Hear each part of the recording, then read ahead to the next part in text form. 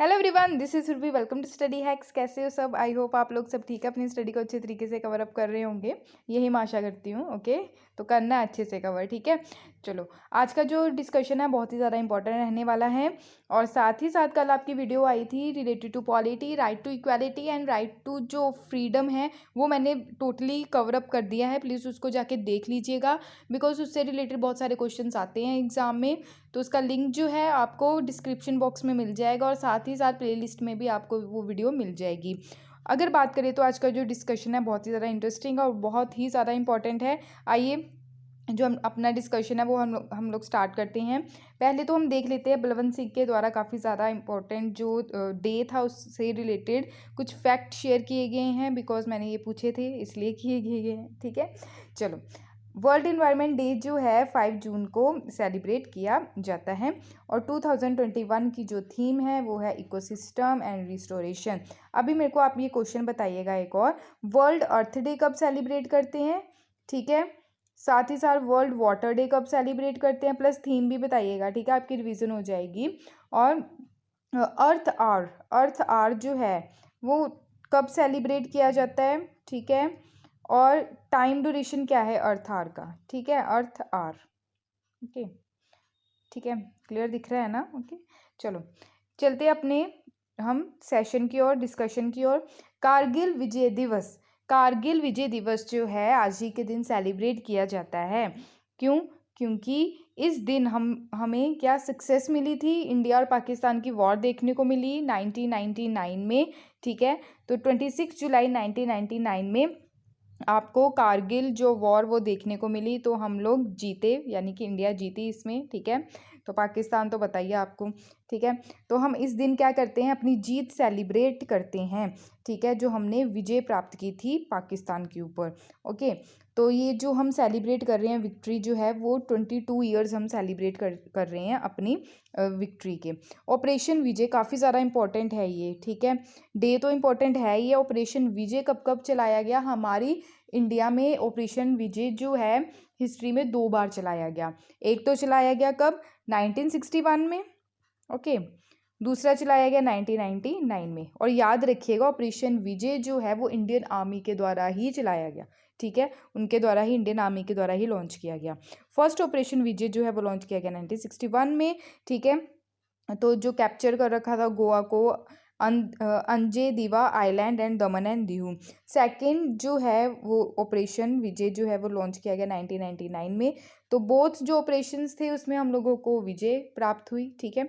मेरे को यहाँ पे क्वेश्चन बताइएगा, जब 1999 में ऑपरेशन विजय चलाया गया, कारगिल वॉर हुई, तब हमारी कंट्री के प्राइम मिनिस्टर कौन थे और प्रेसिडेंट कौन थे उस टाइम, ठीक है। और 1961 में हमारे देश के प्राइम मिनिस्टर कौन थे और प्रेसिडेंट कौन थे, ये आप लोग मेरे को बताइए। बहुत ही ज़्यादा इंटरेस्टिंग है, देखिए जाके और कमेंट बॉक्स में ज़रूर शेयर कीजिएगा ताकि आपकी रिवीजन भी हो जाए। आइए नेक्स्ट चलते हैं हम लोग। National parents day, national parents day जो है वो एवरी ईयर 4th संडे जो रहता है जुलाई का, तब सेलिब्रेट किया जाता है। बट इस बार जो आया 25 जुलाई को देखने को मिला। पेरेंट्स जो हैं हमारी लाइफ में, बच्चों की लाइफ में बहुत ही ज़्यादा इंपॉर्टेंट रोल प्ले करते हैं, बहुत ही ज़्यादा वो सेक्रीफाइस करते हैं कि ताकि बच्चों को कोई प्रॉब्लम ना हो, ठीक है। तो उनका जो प्यार है, उनका जो सेक्रीफाइस है वो हम डिफाइन नहीं कर सकते, ठीक, ओके। तो एम क्या है इसका कि जो ऑनर है ऑल पेरेंट्स का, वो काफ़ी ज़्यादा इंपॉर्टेंट रोल रहता है बच्चों की लाइफ में। पेरेंट्स का अनकंडीशनल लव देखने को मिलता है, बच्चों के प्रति पेरेंट्स का सेक्रीफाइस करते हैं, ठीक है, अपनी खुशियाँ मतलब दबा के बच्चों की खुशियों को पूरा करने की पूरी पूरी कोशिश करते हैं, ऐसा पेरेंट्स का प्यार है, ओके। तो काफ़ी ज़्यादा इंपॉर्टेंट है, प्लीज़ आप इसको याद रखिएगा कि कब सेलिब्रेट किया जाता है। नेक्स्ट है गांव बुरा। गांव बुरा का मतलब क्या है? इसका मतलब ही यही है कि हेडमैन, यानी कि विलेज का प्रधान जिसको हम बोलते हैं, उसको बोलते हैं गांव बुरा। कहाँ पे बोला जाता है ये? असम और अरुणाचल प्रदेश के एरिया में बोला जाता है, ठीक है। गांव बुरा, आपको ये वर्ड याद रखना है, रिलेटेड किससे है। इस मंथ की स्टार्टिंग में ही देखने को मिला, असम कैबिनेट के द्वारा अनाउंस किया गया गांव बुरास, यानी कि विलेज के हेडमैन। विलेज लेवल पे जो फंक्शंस रहते हैं, ठीक है, रोड्स बने हैं प्रॉपर या नहीं, पानी की फैसिलिटी है या नहीं, ठीक है, पार्क है वहाँ पे या नहीं, बच्चों के खेलने की पूरी फैसिलिटी है, या नहीं है, ठीक है। तो ये सारी चीज़ें देखने को मिलती है। स्कूल प्रॉपर वे में वहाँ पे परफॉर्म कर रहे हैं या नहीं, स्टडी अच्छे से चल रही है या नहीं, ये सारा जो काम है ये किसके द्वारा देखा जाता है, विलेज हेड के द्वारा देखा जाता है, जिसको असम में बोला जाता है गांव बुरा। ओके, तो विलेज लेवल जो फंक्शनरीज हैं, डिस्ट्रिक्ट एडमिनिस्ट्रेशन है, वो इसको क्या बोला जाता है, गाँव प्रधान बोला जाता है, ठीक है, गाँव के जो प्रधान रहते हैं, ठीक है।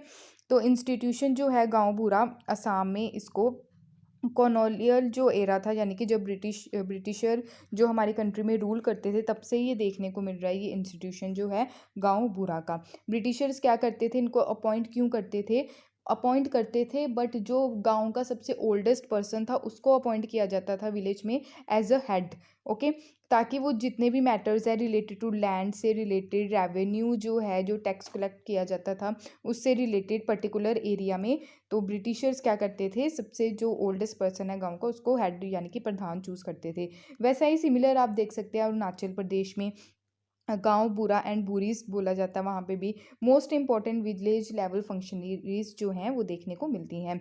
अगर बात करें पोस्ट इंडिपेंडेंस यानी कि आज़ादी के बाद की बात हो रही है, गवर्नमेंट के द्वारा ये कंटिन्यू रखा गया ये वाले इंस्टीट्यूशन को, ठीक है। गांव बुरा जो सिस्टम है ये फॉर्मल पार्ट बना Assam revenue and disaster management department का। इंक्रीज़ की गई जो हेड हेड हैं विलेज के, यानी कि गांव बुरा जो है उनकी रिस्पॉन्सिबिलिटीज़ को इंक्रीज़ किया गया। इवेंचुअली इंट्रोड्यूस किया गया स्मॉल होरोरेनियम जो रोल है हेडमैन का यानी कि प्रधान का। आई होप आपको इतनी चीज़ क्लियर हुई होगी। काफ़ी ज़्यादा इंपॉर्टेंट है, आपको ये पता होना चाहिए कि आखिर ये है क्या गांव बुरा। आपको ऐसे दे देंगे कि recently seen in the news गांव बुरा, तो ऑप्शंस दे देंगे अलग अलग आपको, बट आपको पता होना चाहिए एक्यूरेट, एक आइडिया होना चाहिए माइंड में। ओके, ये आप देख सकते हैं, ठीक है, पर्टिकुलर जो प्रधान चूज़ किया गया है यहाँ पे। क्लियर। अगर बात करें असम जो है यहाँ पे सिचुएटेड है, असम को जो है वो जो टच करती हैं स्टेट्स वो कितनी करती हैं, अरुणाचल प्रदेश, नागालैंड, मणिपुर, मिजोरम, त्रिपुरा, मेघालय और यहाँ से वेस्ट बंगाल। तो टोटल कितनी है, 7 स्टेट्स हमारी जो कंट्री के वो टच करती है। इंटरनेशनल बाउंड्री की अगर बात करें तो भूटान और बांग्लादेश इसको टच करती हैं। आई होप आपको इतनी चीज़ क्लियर हुई होगी, काफ़ी ज़्यादा इंपॉर्टेंट है, ठीक है, ध्यान रखिएगा इसको। नेक्स्ट चलते हैं। नेक्स्ट है, काफ़ी इंपॉर्टेंट है ये भी, अभी right to be forgotten. Right to be forgotten जो है ये काफ़ी ज़्यादा न्यूज़ में देखने को मिल रहा है, आखिर ये है क्या, ठीक है। पहले हम देख लेते हैं हमारे संविधान में फंडामेंटल राइट्स जो हैं वो फ्रेम कर रखे हैं। फंडामेंटल राइट्स हमारे 6 हैं, टोटल 6 है, ओरिजिनली 7 थे, ठीक है। बताइए जो डिलीट किया गया वो कौन सा डिलीट किया गया, अगर आपने वीडियोस देखी हैं तो प्लीज़ मेरे को आंसर आप दे सकते हैं, ठीक है। तो जो डिलीट किया गया, कब किया गया, कौन सा अमेंडमेंट है, प्लीज़ आप बताइएगा मेरे को। और अगर बात करें तो फंडामेंटल राइट जो हैं 12 to 35 तक देखने को मिलते हैं, ठीक है। तो इसी में ही आर्टिकल जो आपको देखने को मिलता है आर्टिकल 21, ठीक है, जो बात करता है right to life and personal liberty. तो इसी में ही आपको राइट टू फॉरगेटन देखने को मिलेगा। राइट टू फॉरगेटन का मतलब चीज़ों को भूल जाना, ठीक है। तो अभी न्यूज़ में क्यों है, आइए देख लेते हैं। ये है फेमस सेलिब्रिटी है, इनके द्वारा बिग बॉस को भी जीता गया, ठीक है, बिग बॉस विनर रह चुके हैं ये, और रोडीज़ के भी विनर रह चुके हैं, ठीक है। तो इनका नाम है आशुतोष कौशिक। तो इनके द्वारा हाई कोर्ट से, यानी कि आशुतोष कौशिक के द्वारा दिल्ली हाई कोर्ट से अपील की गई है कि उनकी जो वीडियोस थी, फोटोज़ थी, आर्टिकल्स थे, वो इंटरनेट से क्या किए जाएँ, रिमूव कर दिए जाएँ। बिकॉज़ ये आई थिंक ड्रग्स के मामले में संलिप्त पाए गए थे, तो उसी से रिलेटेड जो न्यूज़ थी, फोटोग्राफ्स थी, वीडियोज़ थी, आर्टिकल्स थे, तो वो इनको मतलब ऐसा लग रहा है कि उसको चीज़ों को रिमूव किया जाए, ताकि उनको फिर ऐसी दिक्कतों का सामना ना करना पड़े, ठीक है, जो वो फेस कर रहे हैं लाइफ में। तो इनके द्वारा क्लेम किया गया राइट टू फॉरगेटन, ठीक है। तो काफ़ी ज़्यादा इंपॉर्टेंट है राइट टू फॉरगेटन का जो मामला है। कौशिक जो हैं, यानी कि आशुतोष कौशिक जो हैं, इनके द्वारा प्ली में मेंशन किया गया जो पोस्ट, जो वीडियोस हैं इनकी, जो इंटरनेट में है, ठीक, इंटरनेट पे है, रिलेटेड टू अक्यूज जो साइकोलॉजिकल, इनको यानी कि साइकोलॉजिकल काफ़ी हार्म पहुंचा रही है। तो जो गलती इनसे हो गई थी पास्ट डिकेड अगो, 10 साल पहले, तो उस चीज़ को क्या किया जाए, चीज़ों को रिमूव किया जाए इंटरनेट से। राइट टू फॉरगेटन की अगर बात करें तो ये किसके अंडर आता है, इंडिविजुअल का राइट है, यानी कि राइट टू प्राइवेसी है, ठीक है। प्लीज़ आप लोग याद रखिएगा, राइट टू प्राइवेसी जो है ये भी आर्टिकल 21 के अंडर ही आती है, ठीक है। तो बात करें राइट टू प्राइवेसी जो है, इसको फंडामेंटल राइट कब बनाया गया? 2017 में बनाया गया। फेमस केस जो था केएस पुट्टास्वामी केस के दौरान इसको एज अ फंडामेंटल राइट बनाया गया। किसको? राइट टू प्राइवेसी को। क्लियर है? राइट टू प्राइवेसी जो है ये गवर्न की जाती है किसके द्वारा? Personal data protection bill. ये बिल जो है अभी पास नहीं हुआ, ये एक्ट नहीं बना है, ठीक है। पहली बात तो ये है, तो अभी पार्लियामेंट से ये पास नहीं हुआ है। पर यूरोप में अगर हम देखें तो वहाँ पे एक पर्टिकुलर एक्ट है, वो भी हम देखेंगे कौन सा एक्ट है, ठीक है। तो राइट टू प्राइवेसी से रिलेटेड जो पर्सनल डाटा प्रोटेक्शन बिल है ये भी अभी पेंडिंग पड़ा है, पार्लियामेंट के द्वारा भी पास नहीं किया गया है। तो बिल जो है, ये जो बिल है पर्सनल डाटा प्रोटेक्शन बिल जो है, ये बात करता है डायरेक्टली राइट टू फॉरगेटन की, इसके अंडर ही आता है। मैंने यूरोपियन यूनियन की अगर बात की थी, ठीक है। यूरोपियन यूनियन में पर्टिकुलर एक लॉ है जिसका नाम है जनरल डाटा प्रोटेक्शन रेगुलेशन, ठीक है। तो ये क्या करता है? प्राइवेसी का पूरा पूरा ध्यान रखता है ये लॉ। ऐसा ही लॉ हमारी कंट्री में भी आना चाहिए, ठीक है। तो आई होप फ्यूचर में ऐसी चीज़ें देखने को मिल सकती हैं।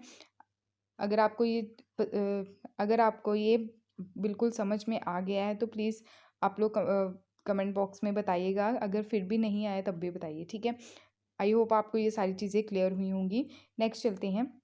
काफ़ी ज़्यादा इंपॉर्टेंट है, इकोनॉमी से रिलेटेड है। इकोनॉमी से रिलेटेड जो न्यूज़ देखने को मिल रही है, हमारी इंडिया की जो रैंक रही काफ़ी अच्छी रही है, परफॉर्मेंस जो है वो काफ़ी अच्छी रही है। किस में रही है? वो है global survey on digital and sustainable trade facilitation, ठीक है। फैसिलिटेशन कि डिजिटल सस्टेनेबल ट्रेड जो देखने को मिल रहा है, वैसे फैसिलिटी कैसी है हमारी इंडिया में, तो उससे रिलेटेड काफ़ी अच्छी ग्रोथ देखने को मिल रही है। ये जो है रिपोर्ट जो है ये रिलीज़ किसके द्वारा की जाती है?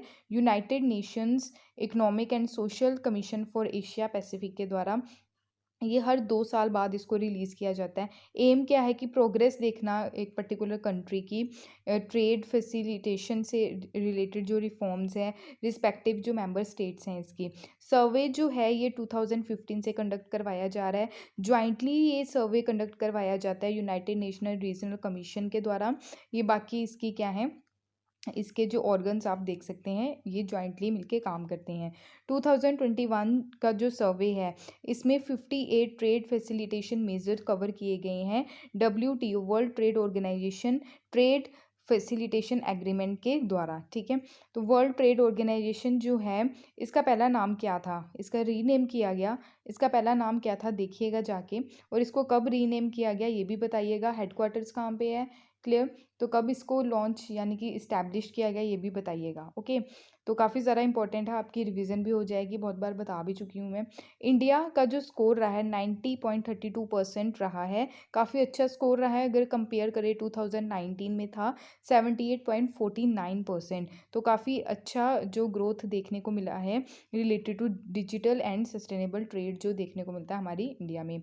अगर बात करें इंडिया का स्कोर जो रहा है, 5 इंडिकेटर्स जो हैं इसमें मेज़र किए गए हैं। तो इम्पॉर्टेंट है 5 इंडिकेटर्स आप याद रखिएगा। एक तो रहती है ट्रांसपेरेंसी। ट्रांसपेरेंसी जो है उसमें 100% ग्रोथ देखने को मिली। फॉर्मेलिटीज़ जो है 95.83%। Institutional agreement and corporation 88.89%। Paperless trade यानी कि जैसे डिजिटल आगे आगे है ना चीज़ें, ठीक है। तो डिजिटली जो चीज़ें जो हैं, जो ट्रेड से रिलेटेड कोई बिल बनाने हैं और भी बहुत सारी चीज़ें रहती हैं रिलेटेड टू ट्रेड, वो सारा पेपर लेस हो गया है, डिजिटली सारा काम होता है, ठीक है।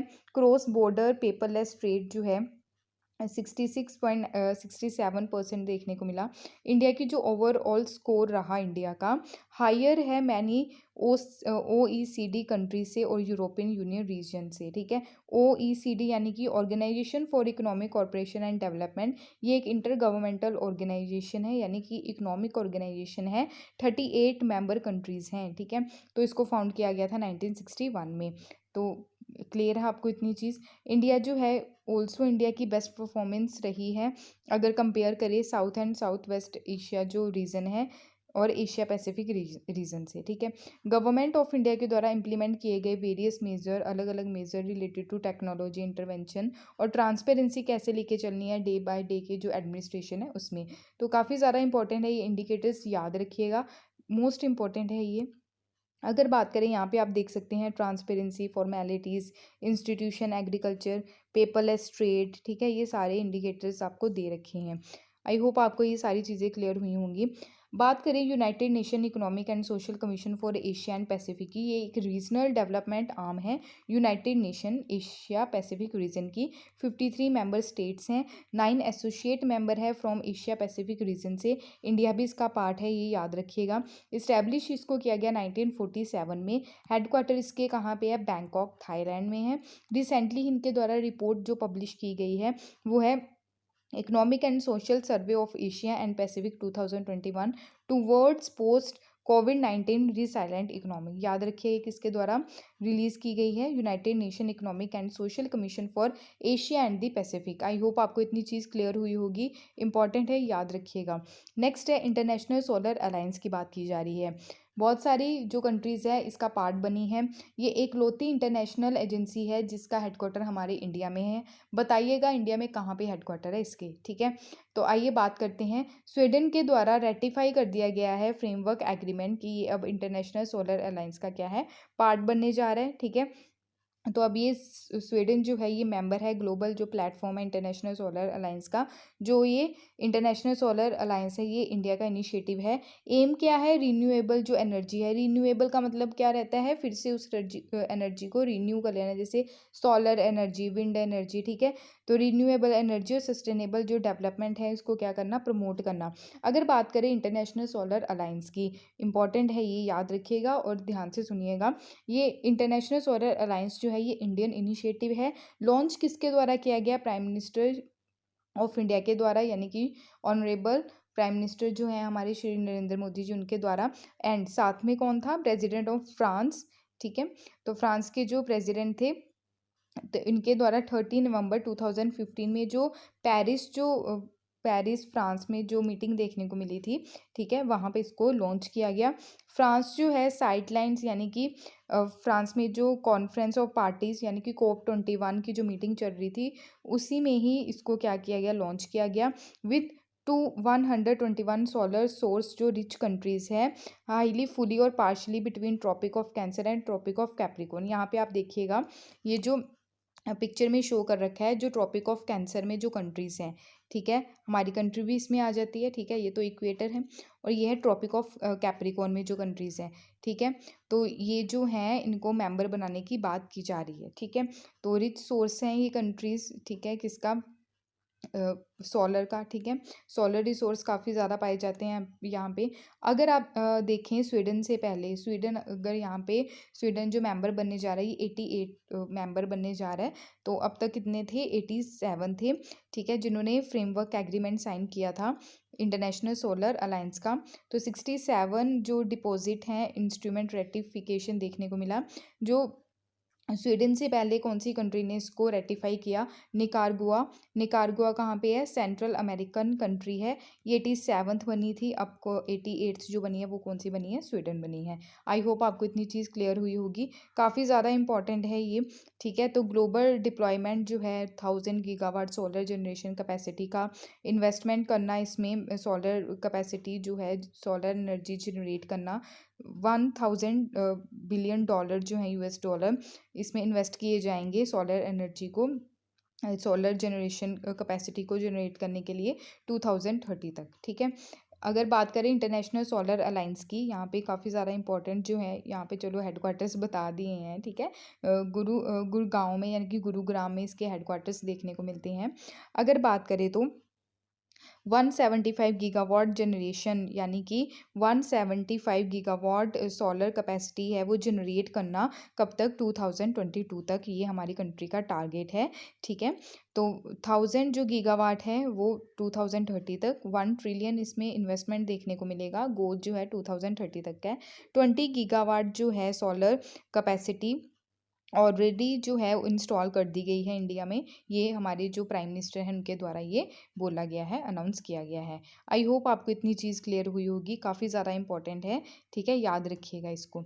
यहाँ पे स्वीडन है, यहाँ पे हमारी कंट्री और ये है स्वीडन, क्लियर। यहाँ पे भी आप देख सकते हैं स्वीडन, स्वीडन की कैपिटल है स्टॉकहोम और करेंसी है स्वीडिश क्रोना, ओके। तो यहाँ पे बाल्टिक सी है, नॉर्थ सी है, नॉर्वेगियन सी, बारेंट सी यहाँ पे देखने को मिलेगा, यहाँ पे आर्टिक ओशन है, ठीक है।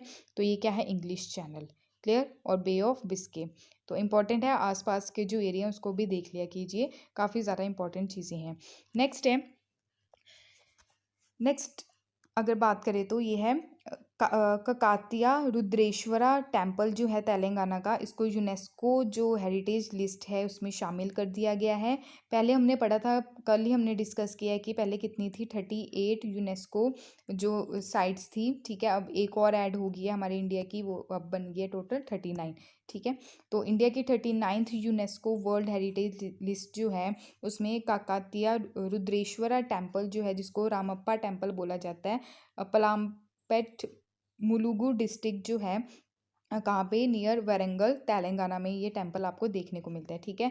तो याद रखिएगा, काकातिया रुद्रेश्वरा टेम्पल जिसको रामप्पा टेम्पल बोला जाता है, ये कहाँ पे सिचुएटेड है, तेलंगाना में है, ठीक है। तो इसको अभी यूनेस्को की वर्ल्ड हेरिटेज लिस्ट में शामिल कर दिया गया है। तो टोटल कितनी है अब, 39 है, याद रखिएगा, ठीक है। ड्यूरिंग 44th सेशन जो देखने को मिला world heritage committee of UNESCO का, तब यहाँ पे अनाउंस किया गया। तो ये जो सेशन था ये चाइना में देखने को मिला था, ठीक है। तो वहाँ पे ही इसको अनाउंस किया गया। तो लेटेस्ट जो इंडक्शन देखने को मिला 39th है ये, ठीक है। रुद्रेश्वरा टेम्पल जो है ये कंस्ट्रक्ट कब किया गया था, 1213 AD में, ड्यूरिंग काकातिया अम्पायर के दौरान, ठीक है। यहाँ पे रूल देखने को मिला था। आइकॉनिक 13th सेंचुरी टेम्पल है ये, जिसको बोला जाता है रामप्पा टेम्पल। ये रामप्पा जो नाम रखा गया है, आर्किटेक्ट थे रामप्पा इनके नाम से रखा गया है। ओनली ये वन साइट थी, ठीक है, जो नॉमिनेशन के लिए दी गई थी UNESCO world heritage site of tag for the year 2019 में बाय इंडियन गवर्नमेंट के द्वारा, ठीक है। तो तेलंगाना जो है, आंध्र प्रदेश से तेलंगाना अलग किया गया कब, 2014 में, ठीक है। तो इम्पॉर्टेंट है। तो यहाँ पे तेलंगाना है, तेलंगाना को जो स्टेट्स की बाउंड्री टच करती है वो है छत्तीसगढ़, आंध्र प्रदेश, उड़ीसा नहीं है, ठीक है, Maharashtra, Karnataka, clear. United nation की अगर बात करें, यूनेस्को की अगर बात करें, इसकी फुल फॉर्म रहती है united nation educational, scientific and cultural organisation. ये यूनाइटेड नेशन की स्पेशलाइज्ड एजेंसी है। ये प्रमोट करती है वर्ल्ड लेवल पे पीस और सिक्योरिटी थ्रू इंटरनेशनल कॉपरेशन, ठीक है, एजुकेशन और साइंस कल्चर की फील्ड में। हेडक्वार्टर्स कहाँ पे, इसके पेरिस फ्रांस में है। डायरेक्टर जनरल है ऑड्रे ओजुले। फाउंड इसको किया गया 16 नवंबर 1945 में, लंदन यूके में, ओके। तो 75 ईयर्स अगो की बात है। फाउंडर इसके जो फाउंडर्स जो कंट्रीज़ है, इतना याद नहीं रखना, ठीक है। तो पेरेंट ऑर्गेनाइजेशन जो है यूनाइटेड नेशन। ये थे आज के important current affairs. I hope आपको सारी चीज़ें क्लियर हुई होंगी। अगर फिर भी कोई डाउट हो तो प्लीज़ अपने डाउट्स को ज़रूर शेयर कीजिएगा। जो क्वेश्चंस पूछे हैं उसका आंसर ज़रूर दीजिएगा, ताकि आपकी रिवीजन साथ साथ होती रहे। PDF आपको टेलीग्राम चैनल पर मिल जाएगी। अगर आपको ये वीडियो पसंद आई तो प्लीज़ लाइक, शेयर और सब्सक्राइब ज़रूर कीजिएगा। शेयर ज़रूर कीजिएगा, बिकॉज शेयर करने से ही चीज़ों का क्या है, मतलब आपको भी नॉलेज मिलेगी, ठीक है। तो ये नहीं है कि शेयर नहीं करना, तो ऐसा नहीं है, ठीक है। शेयर करो चीज़ों को, ताकि आपकी भी जो नॉलेज है वो भी गेन हो। क्यों, क्योंकि आप किसी को रिकमेंड करेंगे ये सारी चीज़ें, तो आपकी तो नॉलेज बढ़ेगी ही, ठीक है, घटेगी नहीं, ओके। तो आई होप आपको ये सारी चीज़ें क्लियर हुई होंगी। Thank you for watching my video. जय हिंद।